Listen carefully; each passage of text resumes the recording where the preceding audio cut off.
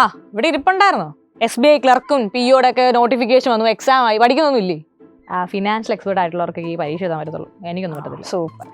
First of all financial എക്സ്പേർട്ടിനല്ല, ഏതൊരു അത് നോർമലുള്ള ആൾക്കാർക്ക് പോലും അത്യാവശ്യം ബാങ്കിങ് കോൺസെപ്റ്റ്സും ക്വാണ്ടിറ്റേറ്റീവ് ആപ്റ്റിറ്റ്യൂഡ്, റീസണിങ്, ഇംഗ്ലീഷ് ഒക്കെ അറിയെങ്കിൽ സുഖമായിട്ട് ഈ എക്സാം ക്രാക്ക് ചെയ്യാം. പിന്നെ അത്യാവശ്യം കറണ്ട് അഫയേഴ്സ് കൂടെ നോക്കണം, അതേ ഉള്ളൂ കേട്ടല്ലോ. അല്ലാതെ ഇനിയിപ്പം അതുള്ളവർക്കേ പറ്റുള്ളൂ എന്ന് പറഞ്ഞുകൊണ്ടിരിക്കേണ്ട. ഇനി വേറെന്താ പ്രശ്നം? അല്ല ഗ്രാജുവേറ്റിന് എക്കണോമിക്സ് ഓർ ഫൈനാൻസും BCom ഒക്കെ വേണ്ടേ? അടിപൊളി. എവിടെന്നാണ് ഇതൊക്കെ കണ്ടുപിടിച്ചോണ്ട് വരുന്നത്? അങ്ങനെ എല്ലാ ബാങ്ക് എക്സാമിനും കൊമേഴ്സ് വേണമെന്നോ എക്കണോമിക്സ് വേണമെന്നോ ഒന്നുമില്ല. ഏത് ഡിസിപ്ലിനിൽ, എനി ഡിസിപ്ലിൻ നല്ല അടിപൊളിയായിട്ട് നോട്ടിഫിക്കേഷൻ എഴുതിയിട്ടുണ്ട്. ഏതൊരു ഡിസിപ്ലിൻ, അത് ഏതൊരു ഡിസിപ്ലിനിൽ ഗ്രാജുവേറ്റഡ് ആയ ആൾക്കും ഈ എക്സാം എഴുതാം, പാസ് ആവണമെന്ന് മാത്രമേ ഉള്ളൂ. ചില പരീക്ഷകൾക്ക് 50% അല്ലെങ്കിൽ 60% മിനിമം ക്വാളിഫിക്കേഷൻ വേണമെന്നും പറയുന്നുണ്ട്. അല്ലാത്ത പക്ഷം വേറൊരു പ്രശ്നവും ഇല്ല. അല്ല ഇതൊക്കെ എവിടെ നിന്ന് കണ്ടുപിടിച്ചോണ്ട് വരിക? അതൊക്കെ ഞാൻ ഈ ഓൺലൈൻ വെബ്സൈറ്റിലൊക്കെ കാണുന്നതല്ലേ. അതൊരു നല്ലോണം പഠിക്കുന്ന, സ്പീഡിൽ പഠിക്കുന്നവർക്ക് ഈ പരീക്ഷ എഴുതാൻ പറ്റുള്ളൂ. ഫാസ്റ്റ്. അതെ ആയിരിക്കണം. ഇതിന് ഓട്ടപ്പന്തയമാണല്ലോ. അങ്ങനെയൊന്നുമില്ല. Consistency is the key. നന്നായിട്ട് ഒരു പ്രാക്ടീസ് ചെയ്ത് പോകുന്ന ഏതൊരു കുട്ടിക്കും സുഖമായിട്ട് പരീക്ഷ ക്രാക്ക് ചെയ്യാം. ഓക്കെ, ഒരു പ്രശ്നവും ഇല്ല. അതിന് ഭയങ്കര സ്പീഡിൽ പഠിക്കണം, ഭയങ്കര ഫാസ്റ്റ് ലേണർ ആവണമെന്നൊന്നുമില്ല. ഇനി അടുത്ത പ്രശ്നം പറയട്ടെ, കേൾക്കട്ടെ. അല്ല ഒറ്റത്തവണയല്ലേ ഈ പരീക്ഷ എഴുതാൻ പറ്റത്തുള്ളൂ? ആണല്ലേ. അപ്പം ഈ 3-4 തവണയൊക്കെ എഴുതിയവന്മാർ മണ്ടന്മാരാണല്ലോ.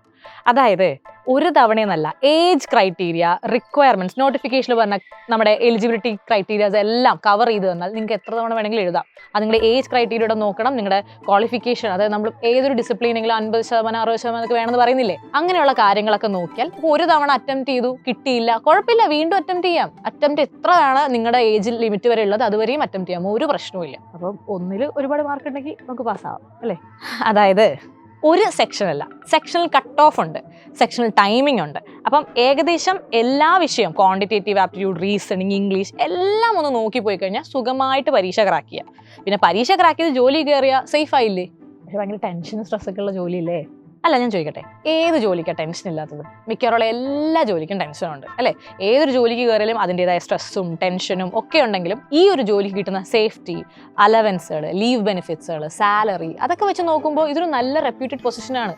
അപ്പോൾ എല്ലാ ജോലിക്കും അതിൻ്റെതായ ഡിഗ്നിറ്റി ഉണ്ട്, അതുപോലെ അതിൻ്റെതായ കുറവുകളുണ്ട്. അതുകൊണ്ട് അതൊന്നും ചിന്തിക്കാൻ നിൽക്കണ്ട. ഈ ഒരു 3 വിഷയം പഠിച്ചു കഴിഞ്ഞാൽ, അതായത് Quant, reasoning, English, current affairs, ഇതെല്ലാം ഒന്ന് നന്നായി പഠിച്ചു കഴിഞ്ഞാൽ എല്ലാ ബാങ്ക് എക്സാമും ഏകദേശം അറ്റൻഡ് ചെയ്യാൻ പറ്റും. അപ്പോൾ അവിടെ നിന്നും കിട്ടുന്ന ഈ നോളജ് എല്ലാം കൂടി എടുത്തു വെച്ചിട്ട് ഈ പരീക്ഷ എഴുതാതിരിക്കണോ, അതോ ഈ പരീക്ഷ നന്നായിട്ട് എഴുതിയിട്ട് നല്ലൊരു ജോലി കയറി സുഖമായിട്ട് ജീവിക്കണം? ഇപ്പം നന്നായിട്ട് പഠിച്ചിട്ട് ഈ പരീക്ഷ എഴുതാം, അത്രേ ഉള്ളൂ. ഇനി ഇതുപോലെ ആരും ഓൺലൈൻ കണ്ടുള്ള സാധനങ്ങൾ വായിച്ച് പെട്ടുപോകണ്ട.